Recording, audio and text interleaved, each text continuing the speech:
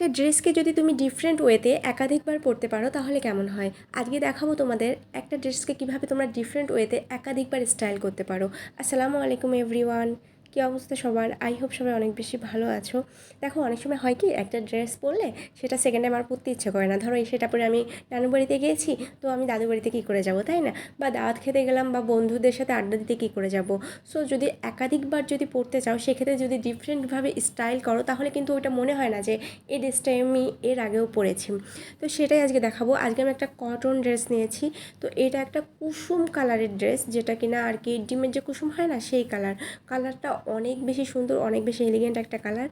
So এই cotton ড্রেসটা সামারের জন্য অনেক বেশি ভালো, আর এর জন্য আমি আজকে এটাই স্টাইল করে দেখাবো। তো ফার্স্ট অফ অল তোমাকে ড্রেসটা ক্যারি করতে হবে, দেন তোমাকে সিমিলার একটা হিজাব ক্যারি করতে হবে। দেখো আমি এখানে একটা খুবই সিমিলার সফট একটা হিজাব ক্যারি করছি। এখানে আমি রোজ আর কি, যে রোজ পিঙ্ক কালার হয় সেই হিজাবটা দিয়েছি।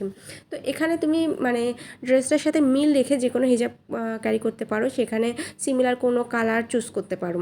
সেকেন্ড ভাবে যেভাবে আমি এটাকে ক্যারি করেছি সেটা দেখো, এখানে আমি একটু কালারফুল রেখেছি, মানে একটু ডার্ক কালার ইউজ করেছি। এক্ষেত্রে আমি দেখো ডার্ক কালারের একটা হলো সালোয়ার ক্যারি করেছি, দেন আমি একটা হিজাব ক্যারি করেছি, এটা একটু ডার্ক কালারের, এটা হলো ডার্ক পার্পেল কালার। দেন দেখো লুকটা কিন্তু একদম ডিফারেন্ট লাগতেছে, কিন্তু স্টাইলটাও ডিফারেন্ট হয়ে গেল। সো এইভাবে ডিফারেন্ট স্টাইল যদি তুমি ক্যারি করো তাহলে মনে হবে না যে একই ড্রেস তুমি বারবার রিপিট করতেছো।